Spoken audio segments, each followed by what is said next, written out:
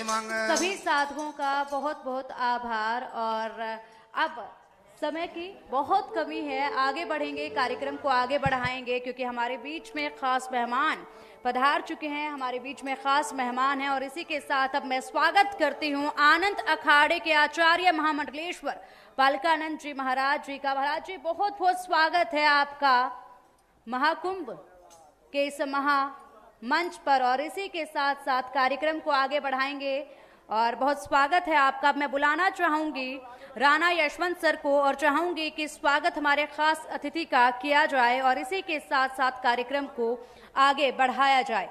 बहुत ही खूबसूरत इस वक्त यहाँ पर नज़ारा लग रहा है क्योंकि जिस तरीके से हम देख पा रहे हैं हमारे जो खास मेहमान हैं वो आप देखिए किस कदर चारों तरफ सिर्फ भगवा रंग नजर आ रहा है और इसी से आप देख सकते हैं महाकुंभ की ये खूबसूरती, ये खूबसूरत प्रस्तुति आपके सामने थी और आपने समझा कि आखिरकार ये साधु जो है वो किस कदर यहाँ पर महाकुंभ में रंग जमाए हुए हैं। और अब देखिए स्वागत किया जा रहा है महाराज जी का और साथ ही साथ जयकारों का ये घोष और इसी के साथ खासा स्वागत।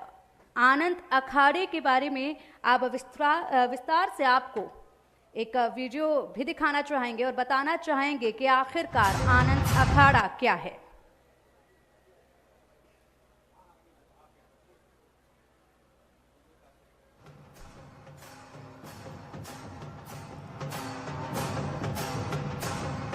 जिसकी पहचान परंपरा, प्रतिष्ठा।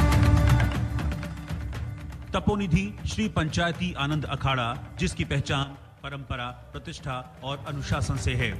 आनंद अखाड़े की स्थापना 856 ईस्वी में महाराष्ट्र के विदर्भ क्षेत्र में हुई थी। सूर्य नारायण भगवान को अपना इष्ट देव मानने वाले इस अखाड़े के आचार्य महामंडलेश्वर बालकानंद गिरी हैं।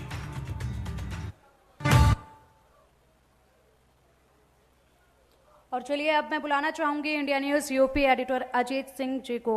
अजीत जी, मैं चाहूंगी कि अब कमान आप संभालें और सवालों के साथ इस कार्यक्रम को आगे बढ़ाएं। बहुत बहुत शुक्रिया पिंकी। सबसे पहले तो आनंद अखाड़े के आचार्य महामंडलेश्वर बालकानंद जी महाराज का बहुत बहुत शुक्रिया और बहुत बहुत स्वागत। एक बार जोरदार ताली महाराज जी के लिए आप लोग बजाइए क्योंकि ये जो कार्यक्रम हो रहा है आपके ही प्रांगण में हो रहा है और इंडिया न्यूज ने महाकुंभ का महामंच इसी प्रांगण में सजाया है। तो सबसे पहला सवाल महाराज आपसे सनातन पर ही करेंगे क्योंकि अभी हम देख रहे थे आपका जो शोरील कि भगवान सूर्य को आप अपना इष्ट देव मानते हैं और भगवान सूर्य भगवान राम के भी जो है देवता हैं, कुलगुरु हैं, एक तरह से कहा जाए उनके कुल देवता हैं। बहुत बहुत साधुवाद इंडिया न्यूज को कि उन्होंने सभी महापुरुषों को बुलाकर के उनका इंटरव्यू करके समाज को एक संदेश दिया है सनातन का। सूर्य नारायण यदि वास्तविकता देखा जाए तो ना थी धरती ना था अंबर, पड़ा था घोर अंधियारा, हुआ शब्द एक ओंकारा। उस ओंकार शब्द से सनातन प्रारंभ हुआ है और सनातन का सिंबल, सनातन का संकेत यदि कुछ है तो वो सूर्य भगवान है। जब सूर्य निकलते हैं तो व्यक्ति को अपने अस्तित्व का और अपने व्यक्तित्व का ज्ञान होता है। संपूर्ण सृष्टि में यदि कोई विवेक दे सकता है तो वो है सूर्य नारायण। हनुमान जी के भी गुरु हैं सूर्य भगवान और हनुमान जी को की चौपाई में कहा है बुद्धिहीन तनु जान के सुमरो पवन कुमार। यदि व्यक्ति को लगता है मुझे बुद्धि नहीं है तो किसका स्मरण करना चाहिए? हनुमान जी का। तो सूर्य नारायण सनातन के सिंबल हैं। सूर्य नारायण हमारे प्रत्यक्ष भगवान हैं। लोग कई बार कहते हैं हमने भगवान को नहीं देखा, परंतु सूर्य नारायण का जब स्मरण करते हैं तो महसूस होता है कि भगवान ऐसे हैं, नारायण ऐसे हैं। तो हमारे तो इष्ट देवता हैं हमारे अखाड़े के। तो जब हमारे अखाड़े में सबसे पहले भगवान सूर्य नारायण की पूजा होती है, उसके बाद अन्य पूजाएं प्रारंभ होती हैं। सनातन का ये अद्भुत और अनूठा संगम है। आपने कहा कि सूर्य भगवान प्रत्यक्ष दिखाई देते हैं। अगर किसी को भगवान किसी ने नहीं देखा है तो सूर्य भगवान को देख के वो अंदाजा लगा सकता है, चंद्रमा को देख के अंदाजा, चंद्र भगवान को, माँ गंगा को देख के अंदाजा लगा सकता है। लेकिन जो सनातन को ना मानने वाले लोग हैं वो सूर्य को तो मानते हैं, चंद्रमा को तो मानते हैं, लेकिन सनातन को नहीं मानते। जी देखिए, एक बार ये आपने बहुत अच्छा प्रश्न किया। एक बार ये प्रश्न हमारे सामने और बहुत पहले आया था कि आपके यहाँ पे राम को लेकर के बहुत सारे विवाद रहते हैं, तो उस समय भी हमने उनको ये बात कही और आज फिर आपके मंच के द्वारा कह रहे हैं कि जो लोग ये कहते हैं कि हम सनातन को नहीं मानते, वो विवेकहीन है, उनको ज्ञान नहीं है, ज्ञान का अभाव है। क्योंकि सनातन को ना मानना ये कोई विषय इसलिए नहीं है कि सूर्य ऊर्जा देता है, उस ऊर्जा के बिना आप एक पल भी जीवित नहीं रह सकते, उस ऊर्जा का केंद्र सनातन है। चंद्रमा अमृत देते हैं, उस चंद्रमा का केंद्र सनातन है, इसलिए सनातन को ना मानना ये उनकी विवेकहीनता है। यदि वो इस बात को कहते हैं तो फिर बहुत सारे लोग हैं सूर्य के बिना एक पल जीवित नहीं रह सकते, चंद्रमा के बिना बहुत सारे लोगों के कुछ त्योहार नहीं होते। तो जो ये कहते खाली कहने की बात है, कहने को कोई व्यक्ति कुछ भी कहे, परंतु अंतःकरण में यदि हम देखें जो चेतना हमारी कार्य कर रही है ईश्वर की, वो जिसके सबके अंदर है, क्योंकि सनातन सबके अंदर है, क्योंकि सनातन जोड़ता है, सनातन तोड़ता नहीं है। एक बात। दूसरी बात, सनातन स्वयं ब्रह्म का स्वरूप है।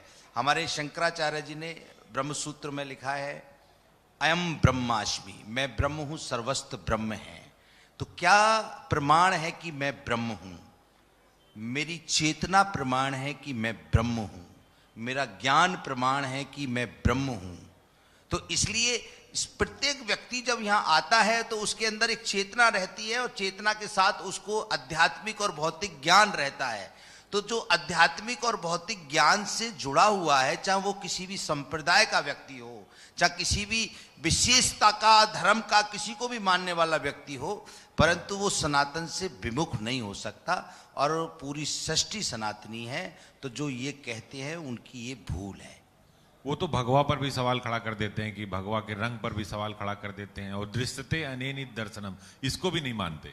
जी देखिए, अब कोई ना माने उसका तो कोई इलाज है नहीं, परंतु आप यदि देखें, प्रार्थना सब मानते हैं, साधना सब मानते हैं, उपासना सब मानते हैं।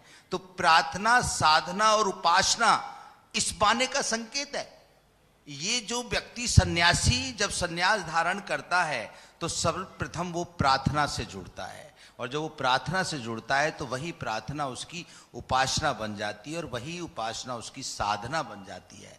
तो कोई व्यक्ति ये कैसे कह सकता है मैं इस बाने को नहीं मानता? जब सूर्य भगवान निकलते हैं तो उनका प्राकट्य भी इसी रंग में होता है, और जब शाम को विश्राम में जाते हैं सूर्य भगवान, तब भी उनका रंग यही होता है। तो ये रंग, क्या बात है, सर्वोपरि है। इस रंग पर कोई व्यक्ति अगर किसी भी प्रकार की टिप्पणी करता है, निंदा करता है, तो मैं उनको एक ही सूत्र में वाक्य से समझाऊंगा, चांडाल चुकाक्षरम महापापी च निंदक। महापाप है निंदा करना।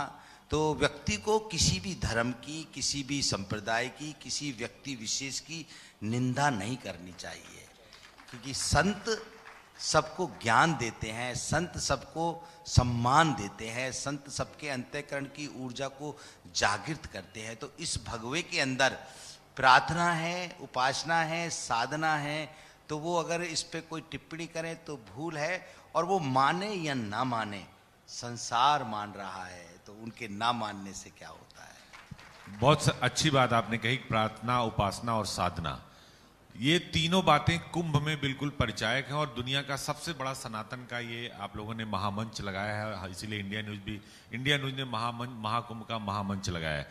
सनातन जो आपने कहा कि जो है उपासना, साधना, ये सब एक दूसरे के पर्याय हैं, फिर भी लोग इस पर सवाल खड़ा करते हैं कि इतनी बड़ी जगह पर इतना बड़ा सनातन का प्रोग्राम चल रहा है, पुरातन है इसीलिए सनातन है, फिर भी इस पर लोग सवाल खड़ा करते हैं और ये कहते हैं कि भाई जो इस परंपरा को सरकार अलग तरह से डिफिनेशन दे रही है और संत अलग तरीके से इसको बता रहे हैं। तो अभी भी जो राजनीतिक पार्टियां हैं वो कुंभ को लेकर बहुत सवाल खड़े करती हैं। देखिए, राजनीतिक पार्टियों का काम ही सवाल खड़े करना है, क्योंकि उनको अपनी राजनीति करनी है, और हम लोग धर्म को मानने वाले व्यक्ति हैं, सनातन की उपासना करने वाले व्यक्ति हैं, सनातन के संस्कार जन जन तक पहुंचाने वाले व्यक्ति हैं। तो हमारे यहाँ सवाल नहीं है, हमारे यहाँ तो जवाब है। संतों के पास तो जवाब होता है, संतों के पास तो प्रेरणा होती है। संतों के पास तो लोग सवाल करने जब आते हैं तो वो अपनी प्रेरणा देते हैं उनको सनातन धर्म के संस्कारों की। तो संतों के पास सवाल नहीं होते, आशीर्वाद होता है। और जो राजनेता हैं वो अगर सवाल नहीं पूछेंगे तो कौन सवाल पूछेगा। अब कल किसी ने मेरे को पूछा कि जो पीछे की सरकार रही है उन्होंने भी सवाल उठाए हैं इस कुंभ पर। अरे भाई, ये जो कुंभ मेला है, माननीय योगी जी ने अपनी साधना के द्वारा इस कुंभ मेला को संपन्न करने का संकल्प लिया है और ये इसका प्रमाण है कि इतनी जल्दी सब व्यवस्थित हो गया है।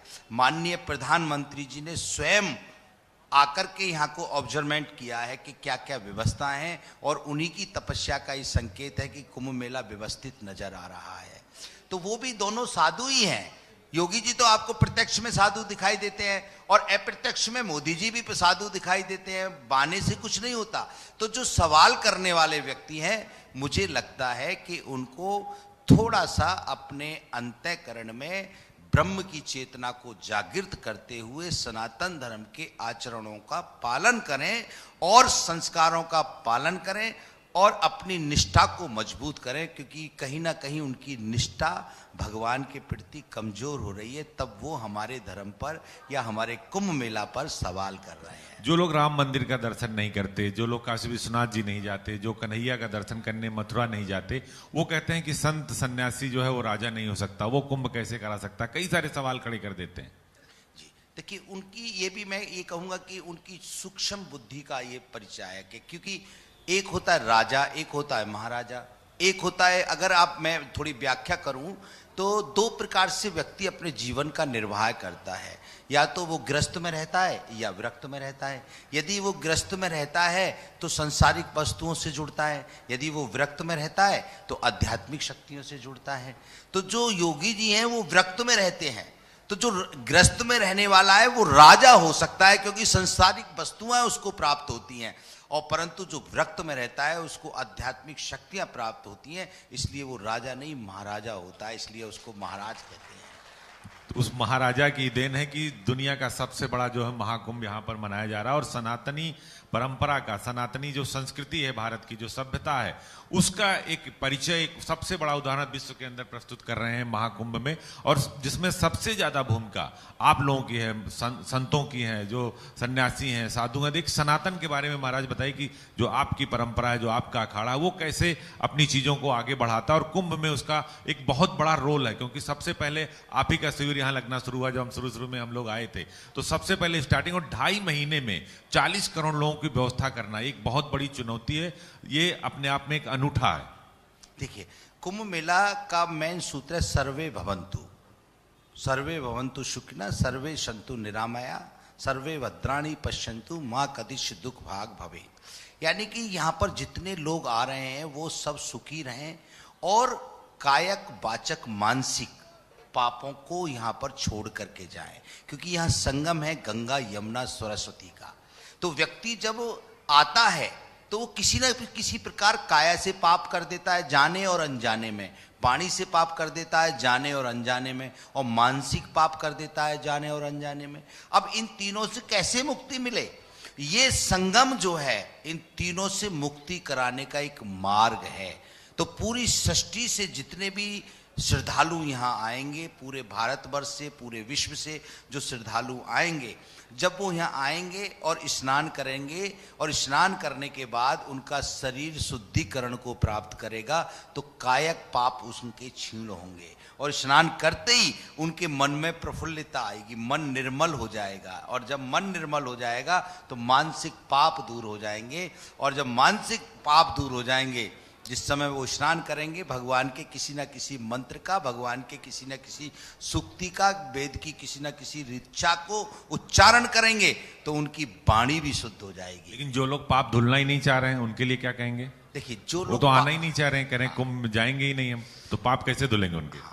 अब जो नहीं आना चाह रहे, तो मैं ये कहूँगा कि जो नहीं आ पा रहे हैं, तो शायद ऐसी ही ईश्वर की लीला है कि उनको शायद भगवान की नहीं बुलाना चाह रहे होंगे, और वो पाप, रही बात पाप धुलने की, तो वो अगर नहीं आ रहे हैं तो अपनी दृष्टि से वो आपके चैनल को देखें और अपनी दृष्टि का अनुसरण करके अपने हृदय में आपको प्रणाम करते हुए ये कहें कि भाई हमको तो कुंभ मेला का दर्शन यहीं पे इंडिया न्यूज ने करा दिया, तो इंडिया न्यूज के माध्यम से ही उनके पाप दूर हो जाएंगे, स्मरण करने से ही पाप दूर हो जाएंगे। क्या बात कही महाराज जी। महाराज जी देखिए, कुंभ बहुत बड़े 25 सेक्टर में बांटा गया है। इस एक हिस्से में आपका भी अखाड़ा है, 13 अखाड़े यहाँ पर हैं, आचार्य महामंडलेश्वर सभी लोग यहाँ पर आए हुए हैं। तो श्रद्धालुओं के लिए आप क्या कहना चाहेंगे, क्योंकि 144 वर्ष बाद वो मुहूर्त आया जिसका लोग इंतजार करते हैं, 2 पीढ़ी गुजर जाएगी, अब उसके बाद ऐसा मुहूर्त आएगा, क्योंकि एक 150 साल बहुत लंबा समय होता है, 144 वर्ष। देखिए, मैं श्रद्धालुओं को ये कहूँगा कि वो यहाँ जब आए तो 3 बातों का विशेष ध्यान रखें। एक तो उन श्रद्धालुओं को ये ज्ञान होना चाहिए कि वो यहाँ पर दर्शन करने आ रहे हैं और स्नान करने आ रहे हैं, तो यहाँ पर वो सेठ बन के ना आए, भक्त बन करके आए, क्योंकि परमात्मा ने कहा है भक्त मेरे मुकुटमणि। यदि वो भक्त बन करके आएंगे तो उनको दिव्य शक्तियाँ भी प्राप्त होंगी और संतों का जो आशीर्वाद प्राप्त होगा वो उनकी सब मनोकामना को पूर्ण करेगा।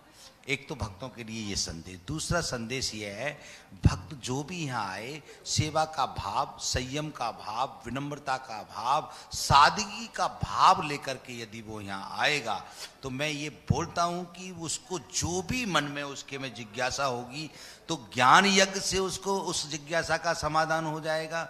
जो उसको कहीं आर्थिक तंगी होगी तो वो गंगा मैया के आशीर्वाद से और संतों के आशीर्वाद से प्रसाद मिलकर के उसका आर्थिक तंगी दूर हो जाएगी। जितनी भी प्रकार की उसकी समस्याएं हैं, सब समस्याओं का समाधान यहाँ पर होगा, क्योंकि यहाँ पर इस समय दृश्य और अदृश्य शक्तियाँ विराजमान हैं। और इस कुंभ मेला में जो नागा सन्यासी आए हुए हैं, जो महामंडलेश्वर आए हुए हैं, 13 अखाड़े आए हुए हैं और उनके सभी महापुरुष जो आए हुए हैं, वो एक एक महापुरुष किसी ना किसी शक्ति से युक्त है। यदि उसकी शक्ति किसी व्यक्ति विशेष को मिलती है तो उसकी शक्ति का अनुसरण करके व्यक्ति मुक्त हो जाएगा अपनी जीवन की खराबी से। जैसे शक्ति, भक्ति, मुक्ति, सबसे पहले व्यक्ति के अंदर भक्ति जागृत होगी, तब वो यहाँ आएगा और शक्तियों का दर्शन करेगा तो उसको मुक्ति प्राप्त होगी काम, क्रोध, लोभ, मोह, अहंकार से, और वो यहाँ से मुक्त होकर के जाएगा। बहुत अच्छी बात आपने कही कि सेवा ही धर्म है। अगर आप कुंभ में आते हैं तो ये मान कर आइए कि आप सेवा करने आ रहे हैं, और जब सेवा करेंगे तो धर्म आगे बढ़ेगा। एक बात बहुत निकल कर सामने आती है कि सनातन की बात आजकल दुनिया में बहुत हो रही है, हिंदुस्तान में बहुत हो रही है, हर तरफ सनातन की बात हो रही है। सुबह रविंद्रपुरी जी महाराज जी थे, वो भी साक्षी महाराज जी थे, वो भी सब लोग ये कह रहे थे कि अब घर वापसी का समय आ गया। तो ये घर वापसी कैसे करा रहे हैं आप लोग? देखिए, घर वापसी का जो समय आया है, हम ये बोलते हैं, मैं अपनी राय बोलता हूं कि हम लोग कोई वापसी करा ही नहीं रहे, हमारे अपने ही लोग हैं सब। क्योंकि सनातन तो कहता है हिंदू, मुस्लिम, सिख, ईसाई आपस में हैं भाई भाई, तो हमसे अलग तो कोई है ही नहीं। किसी कारण बस, किसी भी विधान के बस, किसी कारणवश वो हमसे कुछ समय के लिए अलग हुए। अब उनकी चेतना पुनः जागृत हो रही है, उनके अंतःकरण में पुराने भाव आ रहा है और वो अब आना चाहते हैं, तो हम तो उनके स्वागत में बैठे हुए हैं। हम तो घर वापसी वाला विषय नहीं, वो तो हमारे हैं ही। जब वो आना चाह रहे हैं तो हम उनका स्वागत करेंगे भव्य और दिव्य, और वो आएंगे तो हम ये आपसे कहते हैं कि वो पूर्णतः यहाँ पर आकर के अपने आप को सुरक्षित महसूस करेंगे। कुछ लोग यहाँ नहीं है लेकिन देश के बाहर बैठकर कहते हैं कुंभ में होने नहीं देंगे, हम कुंभ को में जो है दहशत फैला देंगे, चेतावनी देते हैं। तो उनको कैसे जवाब देते हैं? साधु संत, हमारे सन्यासी, आप लोग जो महाराज जी लोग हैं, कैसे जवाब देंगे उनको जो इस परंपरा में विघ्न डालना चाहते हैं, बाधा डालना चाहते हैं और सनातन को चुनौती देना चाहते हैं? देखिए, सनातन को चुनौती आज तक, जब से सनातन प्रारंभ हुआ है, कोई आज तक माइका लाल पैदा नहीं हुआ जो सनातन को चुनौती दे दे। क्योंकि जब से ये कुंभ मेला प्रारंभ हुआ है, चाहे वो मुगलों का राज हो, चाहे वो अंग्रेजों का राज हो, कुंभ मेला का विधान अखाड़ों की पंचायती परंपरा से जुड़ा रहा है। तो इस कुंभ मेला में यदि कोई चेतावनी दे तो ये उसकी मूर्खता है, क्योंकि यहाँ पर ऐसे से हमारे नागा सन्यासी हैं, ऐसे से हमारे महापुरुष हैं जो जिनको शस्त्र भी उठाने की आवश्यकता नहीं है, वो अपनी वाणी से भी को बहुत सारा निर्णय कर सकते हैं। और अगर कोई शारीरिक युद्ध करना चाहता है तो हमारी जितनी भी यहाँ शक्तियां विराजमान हैं उसको चैलेंज है, वो किसी भी एक शक्ति से किसी भी प्रकार का युद्ध कर ले, वाणी का युद्ध कर ले, ज्ञान का युद्ध कर ले, शारीरिक युद्ध कर ले, मल्ल युद्ध कर ले, जो उसको करना है वो कर सकता है। तो वो सनातन को कैसे चैलेंज करेगा, और कौन माई का लाल है जो कुंभ मेला को रोक सकता है। धोखा देने वाले कहते हैं कि हम सनातन को चुनौती देंगे और दहशत फैलाएंगे। जो लोग धोखा देकर काम करते हैं, जो वहां बैठकर कहते हैं कि हम ये कर देंगे, हम वो कर देंगे, हम होने नहीं देंगे, तो ये जो आपकी अदृश्य शक्तियां हैं, जो देवी देवता यहाँ विराजमान है, उनको तो आप जवाब दे देंगे। लेकिन जो राजनीतिक दल के लोग हैं जो कहते नहीं नहीं कुंभ मत जाइए, कुंभ में तो ये खराब है, सड़कें नहीं बनी। आजकल अखिलेश यादव बहुत ट्वीट करते थे कि देखिए बिजली के तार खाली हैं, सड़कें नहीं बनी हैं, पीपा पुल नहीं बना। उनको क्या जवाब देंगे आप? देखिए, राज सत्ता और धर्म सत्ता, जो धर्म सत्ता पर प्रश्न उठा रहे हैं, प्रश्न चिन्ह लगा रहे हैं, उनको जवाब हम देंगे, और जो राज सत्ता पर प्रश्न चिन्ह लगा रहे हैं उनको राज सत्ता जवाब देगी, योगी जी जवाब देंगे और मोदी जी जवाब देंगे, और ये संसार की जनता जवाब देगी। क्योंकि जनता तो यहाँ आकर के देख रही है कि व्यवस्थाएं कैसी हैं, और जो लोग आरोप लगा रहे हैं तो क्या उनसे पूछा जाए कि उनकी भी जब सरकार थी तब भी कुंभ मेला हुआ था, तब तो आजम खान को प्रभारी बना दिया था। प्रभारी बनाया था। आपने कहा, देखो कितनी अच्छी बात कही कि 2013 के कुंभ का स्मरण आप करा रहे हैं, उनको प्रभारी बनाया था। उससे तो कई सौ गुनी बढ़िया व्यवस्थाएं योगी जी ने अपने तप बल के द्वारा की है, और प्रत्येक अखाड़े में जा करके योगी जी मिले हैं, और एक एक साधु को से सम्मान उन्होंने कहा है कि जिसको जो भी व्यवस्था चाहिए हम वो व्यवस्था देंगे। और मोदी जी का निर्देश है कि इस कुंभ मेला को भव्य और दिव्य और संयम, सेवा, साधना और समर्पण के भाव से इस प्रकार मनाया जाए कि ये एक संदेश हो कि सनातन जोड़ता है, सनातन तोड़ता नहीं है। क्या बात है, बहुत अच्छी बात महाराज जी ने कही। और एक बात योगी जी के लिए महाराज जी ने कही कि एक राजा होता है और एक महाराजा होता है, और संत जब सत्ता पर है तो वो महाराजा है, इसीलिए इतना बड़ा कुंभ हो रहा, सनातन का अनूठा संगम इसीलिए लग रहा। बहुत बहुत शुक्रिया जो है बालकानंद जी महाराज का, आचार्य महामंडलेश्वर आनंद अखाड़े का, जिनके परिसर में एक कार्यक्रम भी हो रहा, तो उसके लिए भी मैं महाराज जी को धन्यवाद देता हूँ। बहुत बहुत शुक्रिया सर।